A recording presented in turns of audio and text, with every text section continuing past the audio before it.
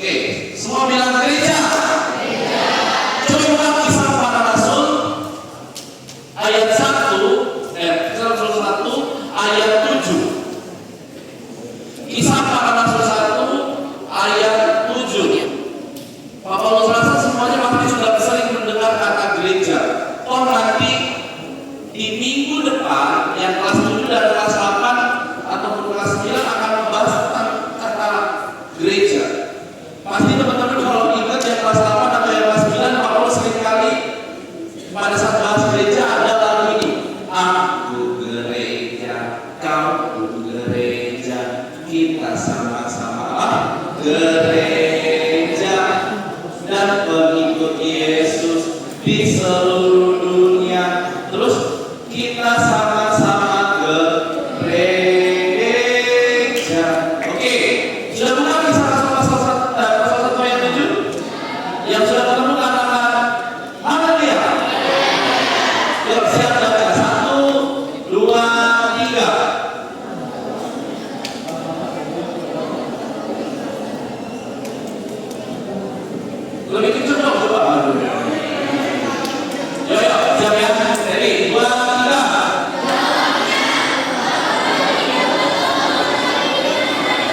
Ya. Oke, ayat 8. Tetapi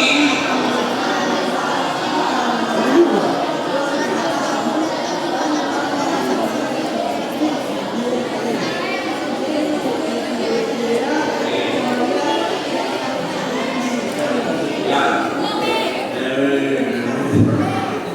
Oke, lanjut ya. Di ayat 8 dibilang begini, lihat sini, lihat jawabannya. Tetapi bila Roh Kudus turun ke atas kamu, kamu akan menjadi apa? Saksi-saksi Kristus, saksi-saksiku. Semua bilang saksi-saksi Kristus. Jadi saksi Kristus di mana yang pertama? Di Yerusalem. Yang kedua di mana? Yudea. Yang ketiga di mana? Dan yang terakhir apa di mana? Berarti kita ketemu kata kunci. Pertama, Roh Kudus turun ke atas kamu. Garis bawahnya Alkitabnya. Roh Kudus turun ke atas kamu. Itu kata kunci yang pertama. Lalu kata kunci yang kedua apa? Saksi, saksiku. Kata kunci yang ketiga adalah nama-nama daerah. Pertama Yerusalem, Yudea, Samaria, dan sampai ke ujung bumi. Nah, Bapak mau bahas ini, lihat sini. Zaman dulu Allah sangat mengasihi bangsa Israel. Kalau ditanya sampai hari ini masih sangat mengasihi nggak bangsa Israel? Iya. Tapi Allah sekarang tidak hanya mengasihi bangsa Israel, tapi Allah juga mengasihi umat Allah yang baru, yaitu generasi yang baru. Apa buktinya bahwa Allah sangat mengasihi generasi yang baru? Generasi kalian, generasi yang dimana sudah dicurahkan Roh Kudus ke atas kamu. Dulu hanya nabi-nabi di Israel yang dapat melayani Tuhan, imam-imam di Israel yang dapat melayani Tuhan. Sekarang orang-orang seperti kita, orang Indonesia, ada nggak nama Indonesia di Alkitab? Malaysia atau negara-negara lain yang bukan Israel, hari ini kita dapat melayani Allah, Sang Pencipta langit dan bumi.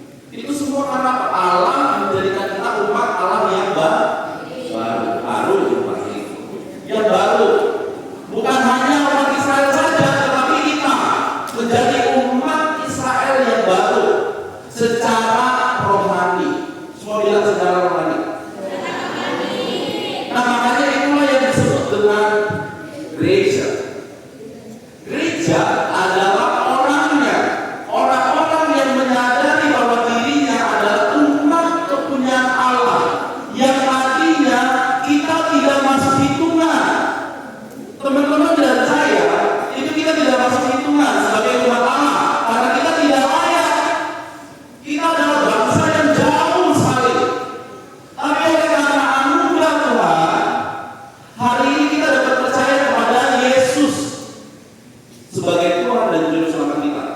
Itu semua karena ada orang-orang yang menyadari bahwa dirinya sudah ditebus oleh Yesus dan dia mau untuk membagikan kepada orang lain.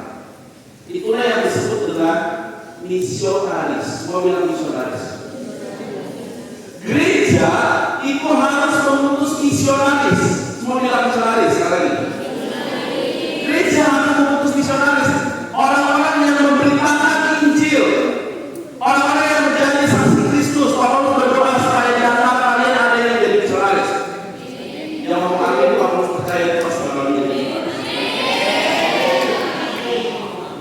Kenapa? Karena jadi misionaris itu gak gampang, kawan. Pertama, kamu harus belajar bahasa dari bangsa tersebut, betul? Kamu harus belajar apa lagi? Bahasa daerahnya. Kamu harus apa lagi? Mempelajari budaya daerahnya, betul gak? Tapi karena orang ini sadar bahwa dirinya sudah diselamatkan dan dia mau memberikan nyawanya, bahkan memberikan hidupnya untuk melayani di satu tempat, maka akhirnya orang yang ada di satu tempat ini diselamatkan.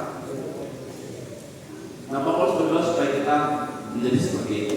Pak Paulus hari ini adalah misionaris sebenarnya bagi seluruh dikatakan. Ya, sekalipun bukan suatu bangsa sekalian, kalian bukan suatu negara, bukan suatu daerah, tapi Pak Paulus dengan sangat yakin bahwa Pak Paulus diutus hari ini di SMP yang dikatakan. Terlepas Pak Paulus memang jadi guru di sini, tapi Pak Paulus percaya hari ini Pak Paulus sedang diutus buat kalian. Kelak bisa jadi, nggak tahu ya. Pak Paulus kan nggak mungkin selamanya menetap di sini. Pak Paulus akan mungkin diutus ke sekolah lain, diutus ke sekolah lain, ke sekolah lainnya lagi. Nah begitu pun juga kalian tidak mungkin kan selamanya di SMP yang 8. Setuju?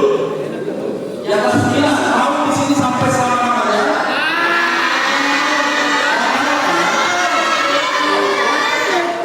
Atau kalau lulus? Nah, kalau sudah lulus, akhirnya kalian sadar bahwa kalian nanti suatu saat akan diutus ke SMA lagi. Yang kelas 9 dan sini. Kalian nanti akan diutus ke SMA lain. Kalau berdoa, anak-anak SMP yang tidak harus jadi terang buat SMA lain. Kalau di sekolah itu nggak ada rocklis, kamu yang berdiri paling depan saya akan adakan rocklis. Itulah jiwa misionaris. Saksi-saksi Kristus. Dia sendirilah yang menjadi gereja dan mengadakan gereja di dalam sekolahnya.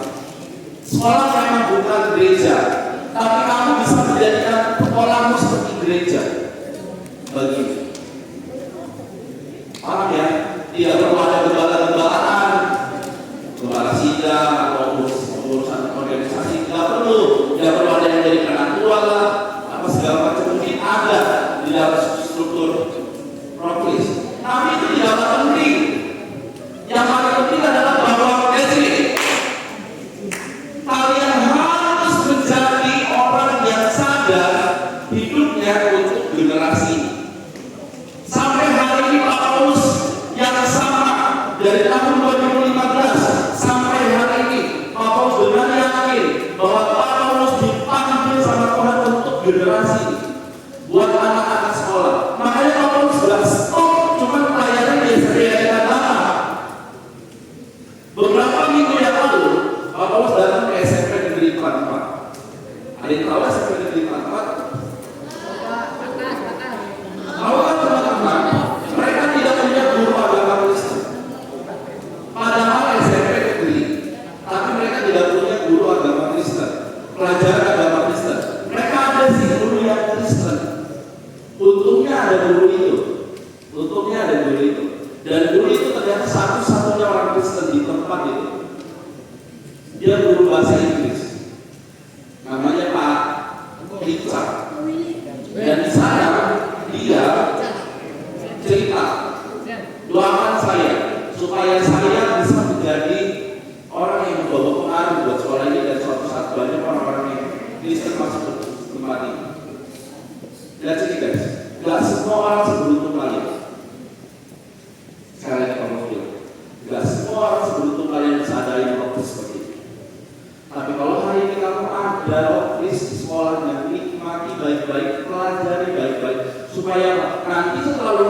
kalian harus membagikan yaitu ke SMA di mana kalian berada. Siapa yang siap yang kelas 9 yang mau mendirikan proklis atau membangun proklisnya di SMA-nya nanti ASN coba yang kelas 9. Quincy, good. Cewek, good. Dicek. Ya. Kalau mau bilang, boleh. Memang untuk ngajak teman-teman itu supaya ikut proklis gampang apa sulit?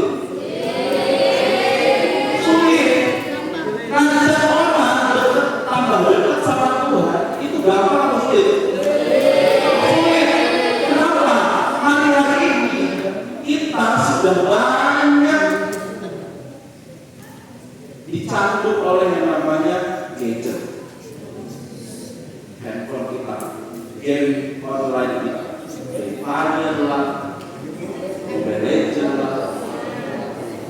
Tapi hari ini kalau bilang aja, kalau kalian kesulitan, ingat tadi Kisah Rasul 1 ayat 8 bilang, kamu tidak perlu takut jika Roh Kudus turun ke atas kamu. Itu bicara tentang pengurapan, semua bilang pengurapan. Makanya nanti, yang kelas 9, pada saat kalian sudah mau lulus, Paulus akan suruh kalian maju depan. Paulus akan berdoa buat kalian. Nanti guru-guru juga akan berdoa buat kalian. Kita akan tumpangkan tangan kita atas kalian. Paulus berdoa dan akan mengutus kalian ke SMA kalian berada. Ini memang tidak pernah dilakukan, mungkin jarang dilakukan oleh sekolah-sekolah lain. Tapi Paulus melakukan ini kenapa? Kalian supaya sadar bahwa kalian lulus dari sini harus membagikan apinya. Semua bilang membagikan api. Dari sekolah yang kondisinya tidak ada jadi hidup kembali, dan sekolah yang tadinya hancur karena nakal, karena banyak sekali di tempat itu, tapi kalian menjadi anak-anak Tuhan yang membawa pengaruh baik tempat itu. Paulus berdoa sekali. Paulus lihat itu di SMA yang dikatakan ada satu anak namanya Taksialo, anaknya dia bilang, kalau teman-teman dia adalah ketua rompis sekarang di SMA yang dikatakan, dan dia bisa membawa pengaruh baik ke teman-temannya. Paulus berdoa sekali. SMP yang dikatakan 8 membawa urapan dari SMP ke SMA yang kalian tuju nanti, dan orang akan melihat bahwa pengurapan generasi tidak pernah berhenti. Ya, pengurapan atas generasi tidak pernah berhenti sampai hari ini masih ada. Dan Paulus berdoa itu atas kalian, turun atas kalian. Amin. Paulus akan turun. Terakhir. Tapi tidaklah penting kalau kamu menyadari pengurapan generasi ini hanya untuk orang lain saja. Tapi kamu bisa mulai lewat mana? Yerusalem, dari rumahmu. Jadikan rumahmu menjadi tempat di mana engkau mengenal Tuhan. Kamu bisa bangun mesbah bagi rumahmu yang tadinya tidak ada jadi ada. Lalu membangun untuk sekolahmu, untuk kotamu, dan suatu saat nanti Tuhan akan percayakan perkara yang besar. Mungkin di antara kalian akan ada yang ke bangsa-bangsa, mungkin ada yang ke Eropa, mungkin ada yang ke China. Siapa yang ke China? Pemerintah akan ke China. Gak ada yang ke Sayur. Aduh, saya gak bisa bahasa China. Gimana ini? Gak ada yang ke Sayur. Kalau akan izin dan gak ada yang bisa bahasa China. Atau mungkin Amerika. Gak ada yang tahu. Kalau sangat tutup. Kalau kamu rindu dipakai Tuhan, karena pengurapan generasi, gereja tidak akan pernah berhenti sampai hari ini. Kamu minta sama Tuhan pengurapan itu, dan suatu saat kalian akan dipakai Tuhan dari sekolahmu, kotamu, bangsamu, dan sampai ke bangsa-bangsa. Tutup matanya. Paulus akan berdoa. Tutup matanya. Ikutin kata-kata Paulus berdoa.